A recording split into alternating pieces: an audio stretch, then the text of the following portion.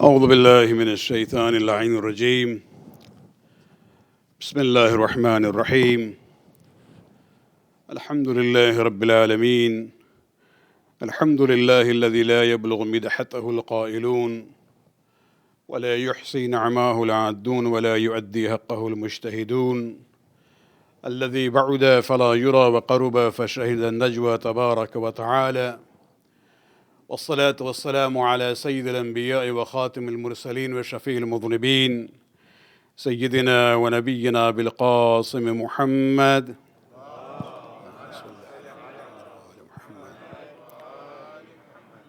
وعلى أهل بيته الطيبين الطاهرين المعصومين الذين أذهب الله عنهم الرجس وطهرهم تطهيرا.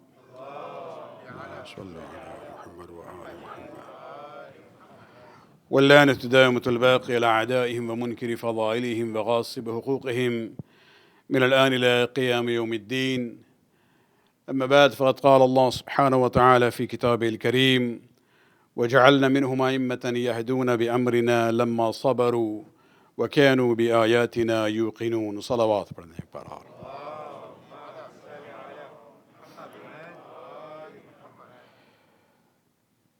It has been a long time that I've been not able to visit Masumin Center because of the situation that you know. And today is the first majlis after almost a year and a half. May Allah subhanahu wa ta'ala increase our tawfiqat to fulfill our duty towards the Prophet and the Ahlul Bayt. And may He relieve all the Muslims and the humanity at large from this problem of coronavirus, inshallah, so that we can get back to the congregation in the normal ways, inshallah. Salawat.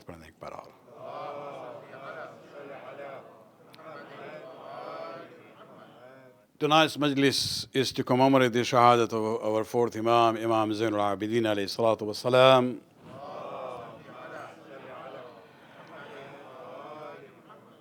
The Imam whose imamate started in a very tragic manner, unlike the imamate of any other Imams. And that is to do with the tragedy of Karbala. And therefore, I wanted to actually talk about the contribution of the Imam from a very different angle, because when we hear about the events of Karbala, especially in the language of the poets and poetry, Marsiya, it's not wrong to say that Imam Zaynul Abideen was bimar, was not feeling well on the day of Ashura, because that was the way Allah subhanahu wa ta'ala wanted to protect his life. Otherwise, the plan had been to kill all the children of Hussein. This was the instructions of Mal'un ibn Ziyad. But by looking at the situation of the Imam, this is where Bibi Zainab, of course, was the protector of the Imam at that time. And this became in a way that Allah subhanahu wa ta'ala wanted to guarantee that the progeny of Imamat will continue from the line of Hussein ibn Ali alayhi salatu wasalam.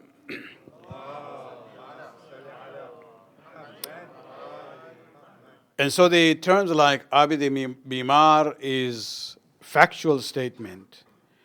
But in the context of the events of Karbala, especially on those few days around Karbala and the day of Ashura. But because we talk about it that way, sometimes on a subconscious level, and I don't think any Shia thinks about it that way, but on a subconscious level, sometimes we end up thinking about the Imam that, na'uzubillah, he was always sick or suffering from an illness all the time. No. Reciting that in Marsiya is fine. As I said, there is a context to it, and that is very relevant when we talk about the suffering of the days of Ashura before and after it. But we have to remember that, Imam, and because of that subconscious image that we have, because of the events of Karbala, sometimes, people think, without saying much about it, that Imam was not that much in the field of jihad. You know, Hussein ibn Ali was a mujahid, Amir al-Mu'mineen was a mujahid, Abbas bin Ali was a mujahid, but when it comes to Imam Zaynul Abideen, the subconscious, image sometimes is that he was a very polite and kind person. Of course he was. But we have to realize that when we talk about jihad, jihad can be of three types. One is jihad be safe, where you do jihad by the sword. But there are two other ways of jihad also, equally important. One is known as jihad bil lisan, jihad by your words. If you just look at the conversation of Imam Zaynul Abideen alayhi salam in Kufa, in the darbar of Ibn Ziyad, with Ibn Ziyad, the way he responds to his questions and puts Ibn Ziyad down, to the extent that Ibn Ziyad turns back and he says, "You have the courage to respond back to me?" And this is where Imam turns back and says, do not you know that for us to be killed or to have shahadat is a karama and a grace, an honor for us? You are trying to, threat me by killing me? And this is actually the symbol of what we call jihad bil lisan. But a very important dimension of the life of the Imam is also that he was very much into what is known as jihad bil qalam, where you actually, protect Islam and defend Islam by the power of your pen and your writing. Salawat padne ek baar.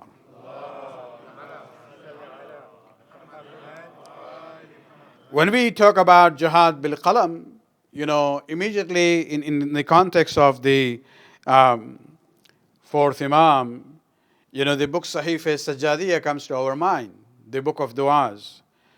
But I would like to actually talk about this from a different, broader aspect. And this is where we have to realize that when we study the life of the Imams, we have to know the context historically. Only then we'll be able to realize the impact that they had in the survival and growth of the Shia faith and the community. If you look at the lives of our Imams, you can actually divide them into different eras. From the first Imam to the third Imam, this is the era of survival, where the minority Shia community is still, fighting for the survival against that majority at that time. And we saw that this fight, ended up with the events of Karbala. And in Karbala, the enemies realized that we cannot eliminate them by killing them. They did whatever was within their power on that day, as if, and they thought this is the end of Tashayyu'. But they didn't realize that Allah subhanahu wa ta'ala is the protector of His own nur. And, this is where the events of Karbala actually guaranteed the survival of the Shia faith and the Shia community. They realized they cannot eliminate them by sword and by killing them. And once that was established, then we come to the second era in the history of the Imams, from the fourth Imam to the sixth Imam. This is the era of education. This is the time when the Imams, fourth Imam, fifth Imam, and sixth Imam, are now educating the community. Basically putting the systems in place so that the Shia community would know their thoughts and theology, they would know their practice and Sharia.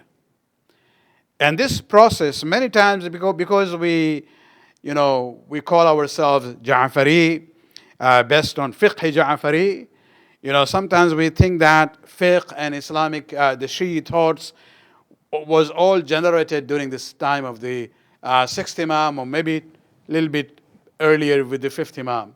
What we do not realize, that the foundation of that process of education for the community started with Imam Zaynul Abideen alayhi salatu wasalam.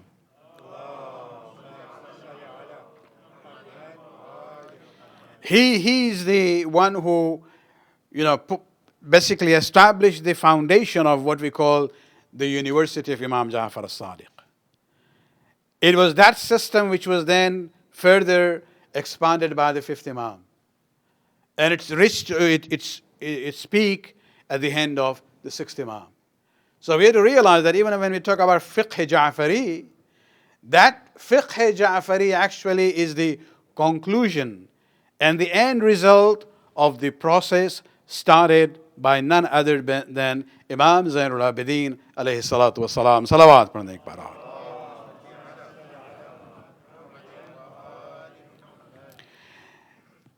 Just one example I'll give you that, for example, during after his stay in Medina, Imam actually used to train his companions to write down whatever they hear from him.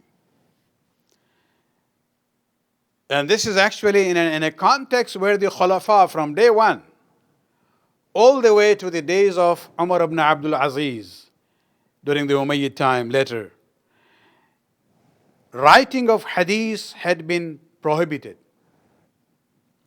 In that context, you see, it's very important to realize that, Imam Zaynul Abideen is now emphasizing to his companions that whatever you hear from me, put it down in writing. On a weekly basis, every Friday evening, he would give a khutbah and a sermon in the masjid. There's nothing to do with Namaz Jummah. No, that was under the hand of the government. But every Friday in Medina, he used to give the khutbah, and this would be written down by his companions. For example, we had one of them, Sayyid bin al-Musayyib. Sayyid bin al-Musayyib, basically he says that every evening the Imam would give a khutbah which was written and memorized by his companions. So the issue of kitabat was there, the issue of hifz was there, that they should remember. A more interesting, example would be of Abu Hamza al-Thumali, the famous dua that you have in Mafati. He was a very trusted companion of the fourth Imam. And he says that one day I was not, present in one of those weekly khutbahs. But I was able to get a notebook from a companion, a friend. So I got that and I copied the entire thing. And not only that he copied, he says, I went to the Imam with my copy that I had made from this other companion. And I showed to the Imam and he recognized it and he corrected here and there. And so this was a very active, so it's not just a general statement that I'm making when I'm saying that Imam is the one who established what we call the proper and formal process of education in the Shia community at that time. And this is what continued all the way to the days of the fifth Imam and reaching to the peak during the days of the sixth Imam. Salawat पढ़ने के बाद.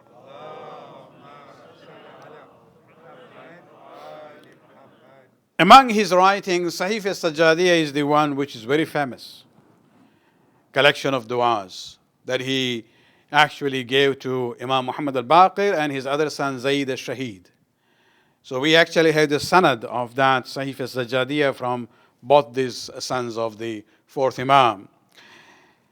But there is another book which is not that well known as Risalah al-Huquq, the Charter of Rights, written by Imam Zaynul Abideen, and this was actually narrated by, again, Abu Hamza al-Thumali,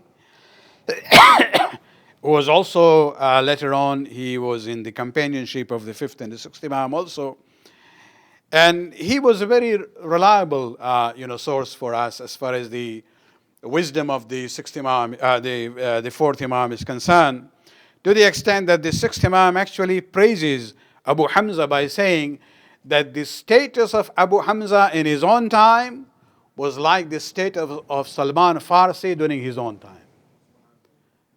Means the same status that Salman had among his companions and in group, Abu Hamza Thumali had that status among his companion and during his own time.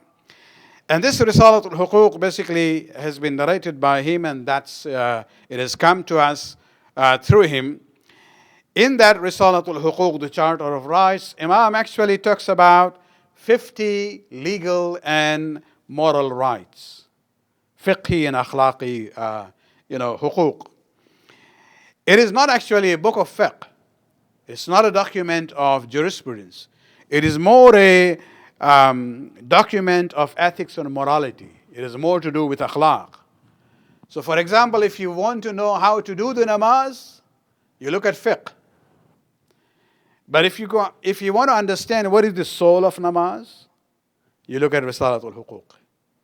So there is it basically complements. You learn fiqh from one side, but then you learn the akhlaq from the other side. And these two things have to be together. And this is where I would like to take this opportunity to briefly introduce this to the brothers and the sisters here. Hopefully you will pay attention to that Risalatul Huquq of Imam Zaynul Abideen alayhi salatu wa salam. Salawat prandik parar.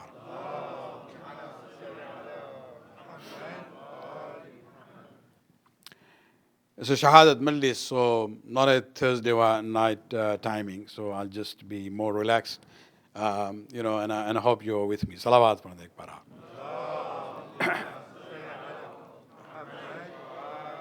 See, when we talk about the issue of huquq, this is plural of haq. Haq means right.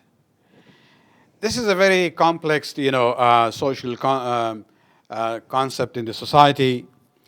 And these days is the era of rights. There was a time when people used to talk about duties, but now they've forgotten that.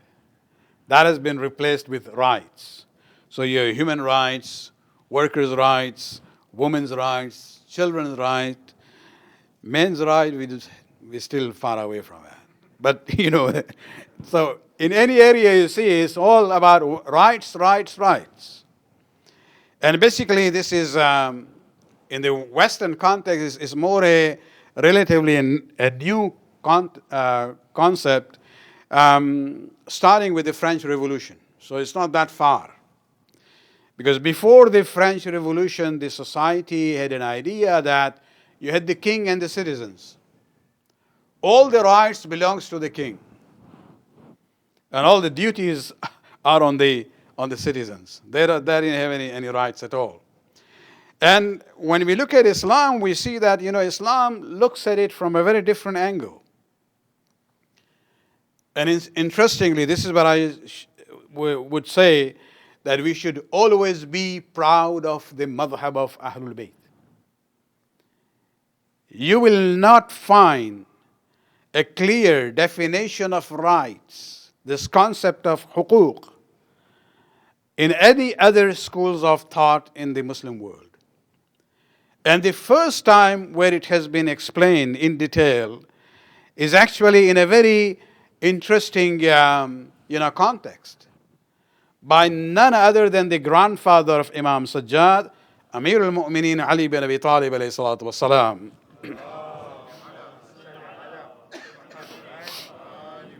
Not only that, Ali is the first one in the history of Islam actually to clearly define what is haqq, what does it mean?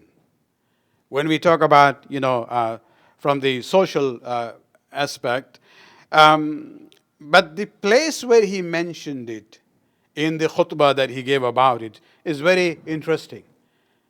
And it's actually a miracle. When you look at, many books on philosophy, theology, jurisprudence, this and that, you always think that, this must have come from the scholar who was in an environment of learning, in the university, in the hawza. But this khutbah by Amir al-Mu'mineen was not given in Medina or in Kufa. It was not given in a masjid. Ali did not give this detailed description of the concept of huquq on a minbar. Ali gave this khutbah in Siffin. Just think about it. He's there actually. It's a battle going on for a long time. They were there for about a few months. about 2 or 3 months. Yet Amir al-Mu'mineen found time there to gather his companions and deliver this khutbah, which is there in Ahl Balagha as well as in Usul Kafi. And there, this is the first time you see in the Islamic literature that he talks about it. He says, I am your ruler. You are my citizens. This is centuries before French Revolution came. And what does he say? He says, by placing me over your affairs, Allah subhanahu wa ta'ala has created my right over you. As a hakim, I have a right on you. But immediately he says, you too have a right over me like mine over you. So hukuk cannot be one-sided. He says, hakim has the haq, as well as those who are the citizens, they also have the haq. And then he says something which is actually the foundation of this concept in Shia Islam. He says, لا يجري لأحد إلا جرى عليه. He says, no right can exist for a person unless it is also against him.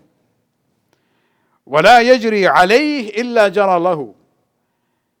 And no right can go against a person unless it is also in his favor.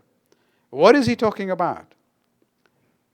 He says, if you have a haq, the other side of the coin is farz. If you have a haq and a right, it will always be coupled with a duty on the other side. And if you have a duty, the other side of the coin would be haq.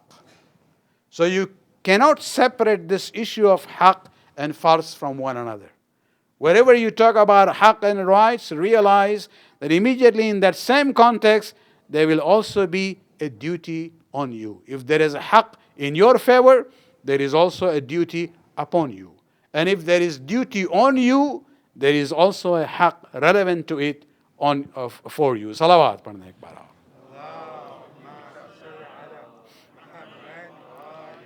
This reciprocal, connection of hukuk with one another, it says the only being, entity who is exempted from that is Allah subhanahu wa ta'ala. Allah is the one who created hukuk. But when it comes to human beings, he says, doesn't matter. Whether you are the ruler or the ruled, if you have haq, the other party also has haq. And both of them also, when they have haq, they also have farz relevant to that haq. Salawat padhne ek baar.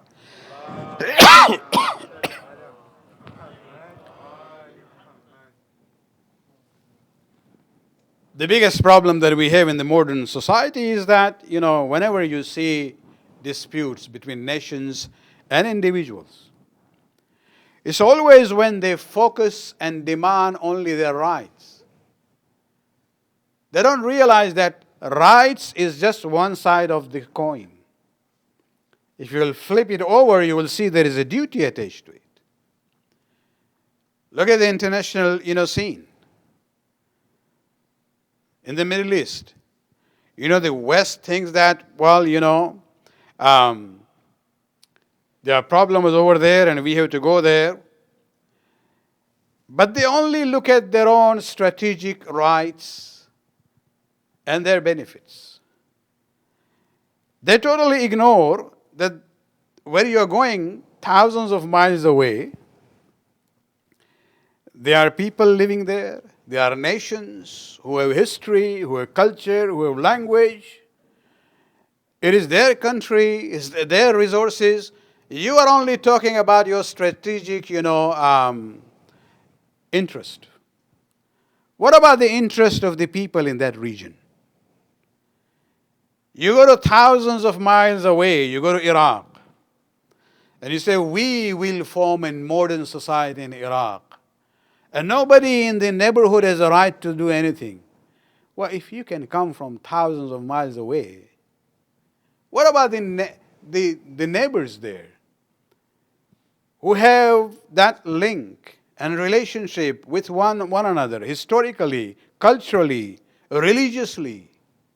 Look Look at Iran and Iraq, for example, or Iraq and Syria. Look at the situation in Afghanistan. So you can come from thousands of miles away and say, I will say this is what's going to be, this way or that way. What are the people who are around? Don't they have a say there? And this is where we have to realize that, the entire problem here is that everybody is looking at their own strategic interest, ignoring the interest of the people in that region. Salawat padne par.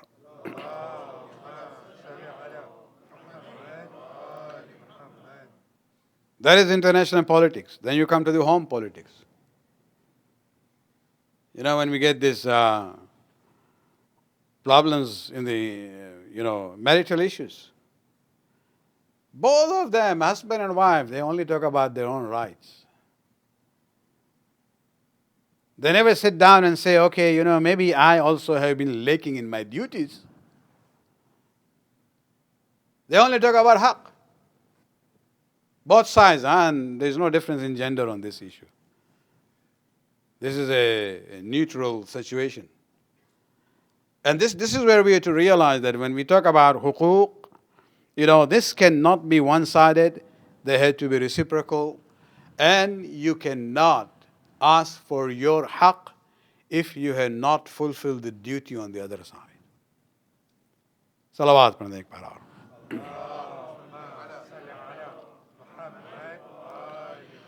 Imam Zaynul Abideen in his Risalah al-Huquq has divided, huquq, of course the division was not there from his words in a sense, but, the ulama, when they put it together, if you look at the subtitles given to every of the 50 rights, you can actually divide it into 8 categories. The first one, of course, is about haqq of Allah subhanahu wa ta'ala. Then there are 7 huquq regarding the human being himself or herself, regarding their soul, their body, their limbs. Then there are 5 huquq about the rituals of Islam. Then you have 5 huquq of the government and authority at different levels. You talk about the ruler of the society, the teacher, the citizens, the students. And then there are 8 huquq that Imam talks about family members. Different, rights there.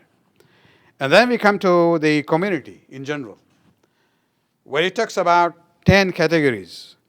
Benefactor, muazzin of the masjid, imam of the masjid, your companion, your neighbor, your friend, the preacher, the audience. They all have haqq on one another. The elder, the young.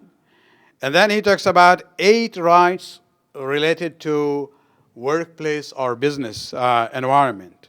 He talks about the rights of the partners in business.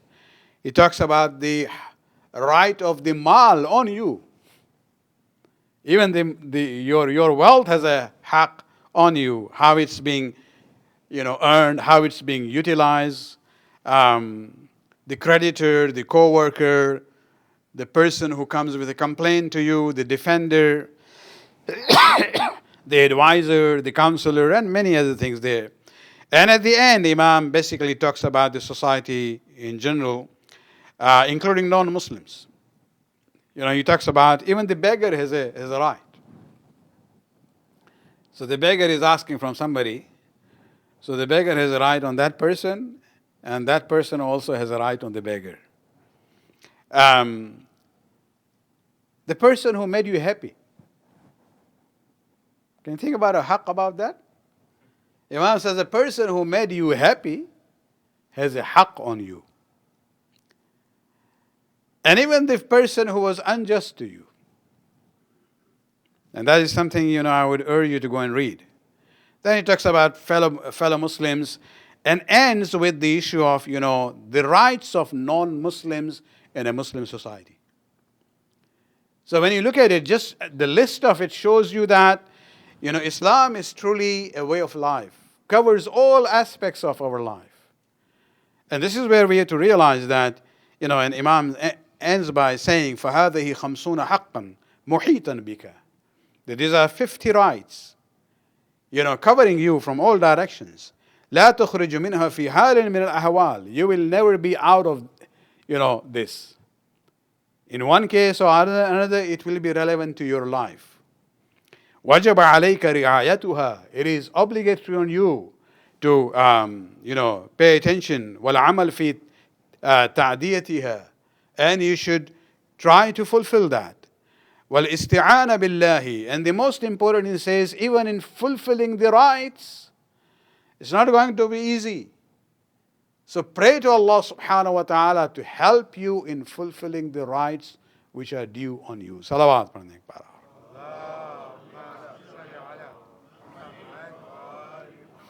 Let me end with the last two haqq, 49 and 50. The 49, he talks about أما حق أهل ملتك عامة, general rights of your fellow Muslims.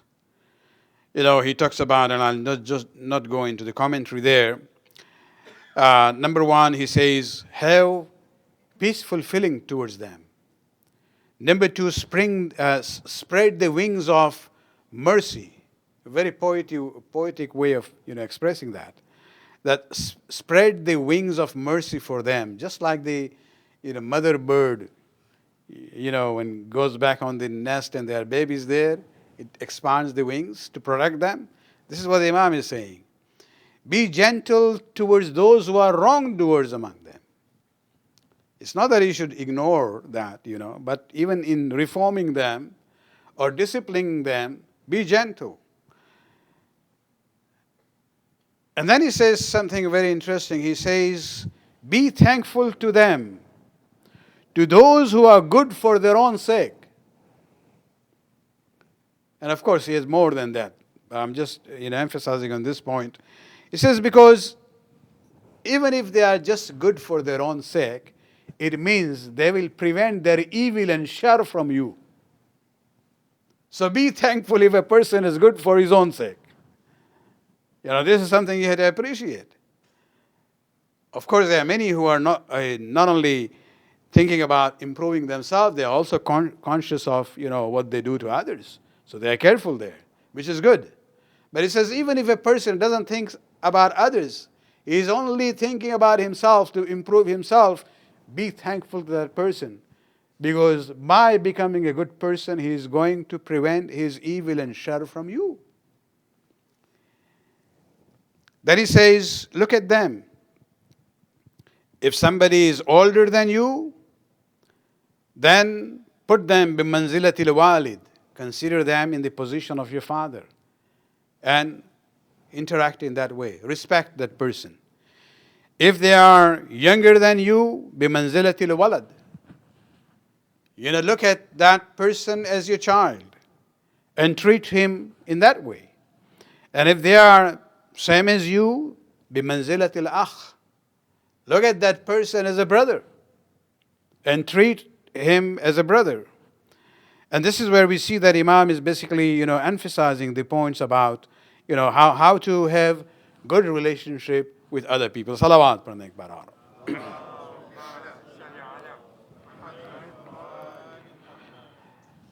At the end, he ends with this issue of, let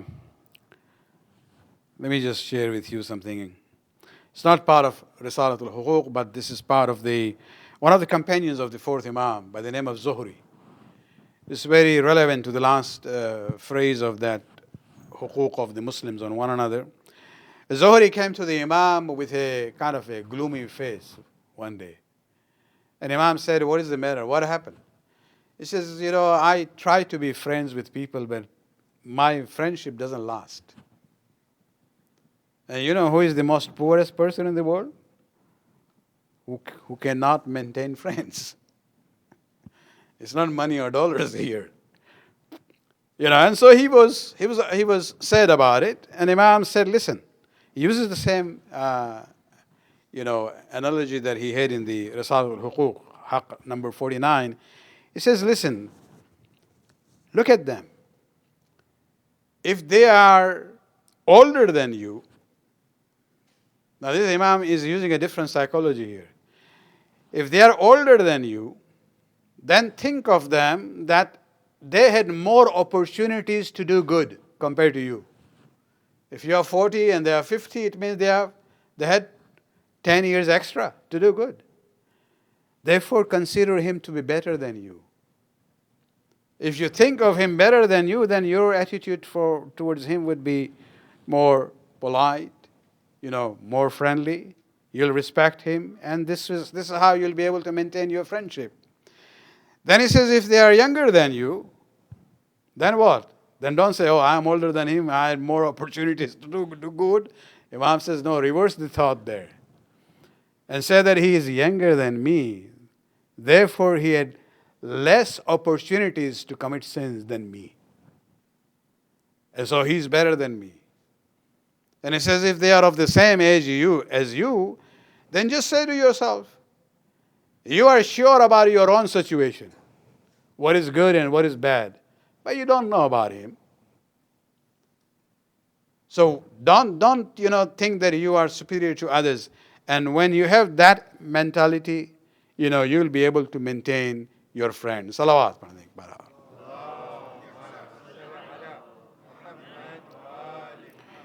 The last haq Imam talks about the Ahl al-Dhimma, the non-Muslims living under Muslim rule. And he says that you have to accept the haq that Allah has given to them and the huquq that the Prophet practiced in respecting those huquq when he was dealing with non-Muslims during his time. He says, be careful. You might be in power. You will be in majority. They are in minority. وَلَيَكُمْ بَيْنَكَ وَبَيْنَ ظُلْمِهِمْ مِنْ رِعَايَةِ ظِمَّةِ اللَّهِ. Make sure that between you and oppressing that minority of non-Muslims, you should have this shield of respecting the duty that Allah has put on you and the covenant that Rasulullah has left for you regarding non-Muslims. You should not be unjust to them at all. And in the end he says, فَإِنَّهُ بَلَغَنَا أَنَّهُ قَالَ, because the Prophet sallallahu alaihi wasallam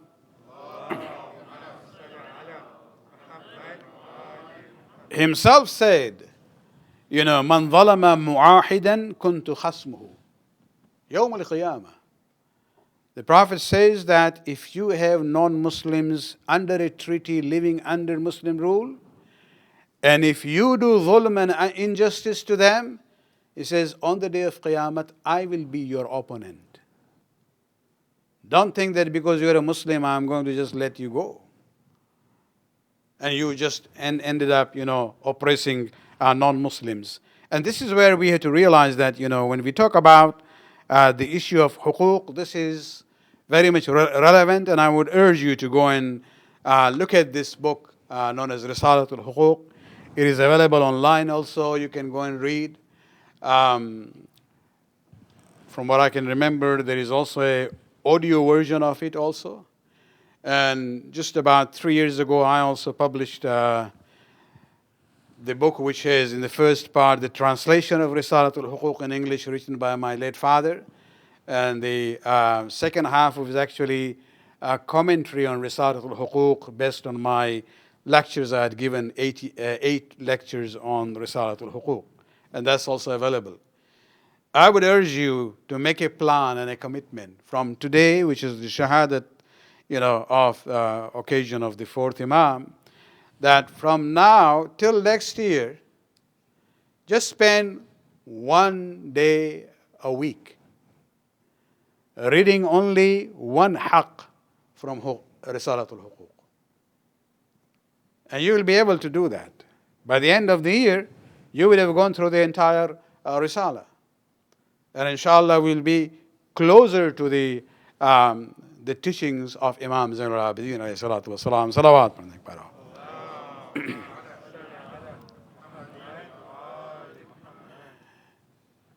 खुदावंद आलम ने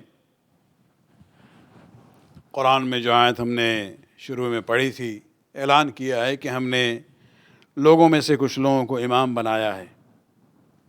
جعلناہم ائمۃ یہدون بامرنا، جن کی ذمہ داری یہ ہے کہ وہ لوگوں کو ہمارے امر اور حکم کے لحاظ سے لوگوں کی ہدایت کریں گے. اور کیوں یہ منصب دیا ہے؟ لما صبروا، اس لیے کہ وہ صابر تھے، امتحان میں صابر تھے، اور خداوند عالم کی آیات پر انہیں یقین تھا. صبر اور یقین معیار بنایا ہے خداوند عالم نے امامت کا. زین العابدین بھی ہیں، سید الصابرین بھی ہیں. اگر امام کے صبر کو دیکھنا ہو، یہ جو فرش عزا ہے، عزاداری کا سلسلہ ہے، یہ بہترین ماس ایجوکیشن کا طریقہ ہے، کسی اور قوم میں نہیں ہے. یہ لیگیسی ہے، یہ عطیہ ہے امام زین العابدین کا ہمارے لیے.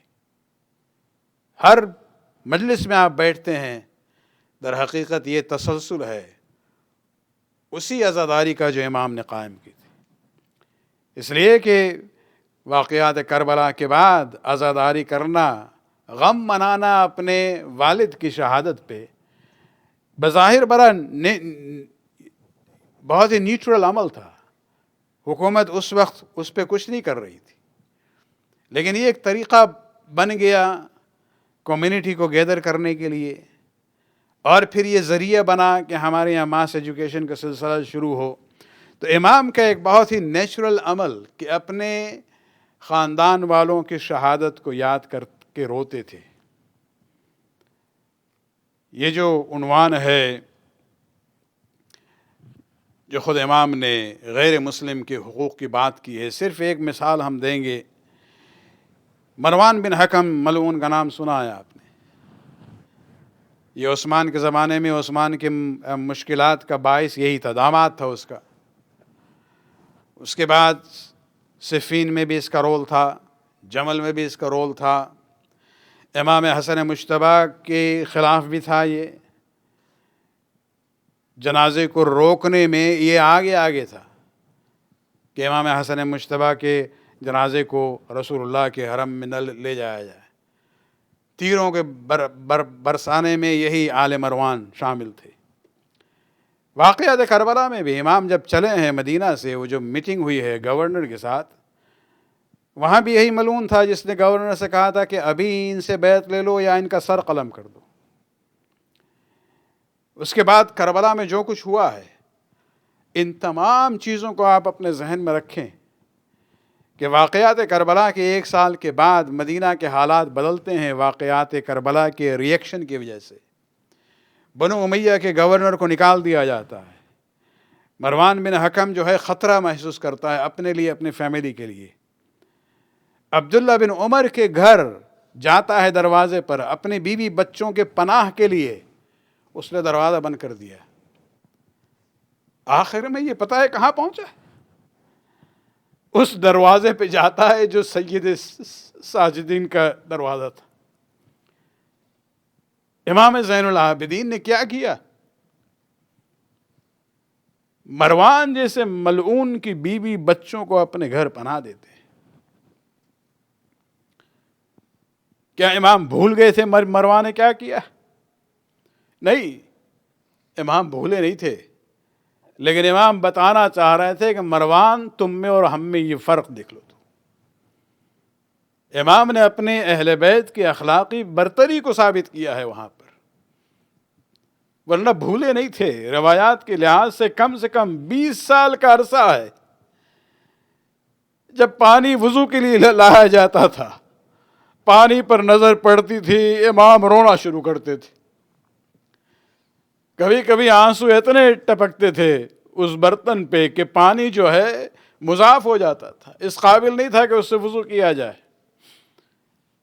ایک قریبی غالباً غلام تھا یا صحابی تھا، اس نے جرأت کر کے، ہمت کر کے ایک جملہ کہ امام سے کہتا ہے کہ مولا آپ کب تک یاد کریں گے؟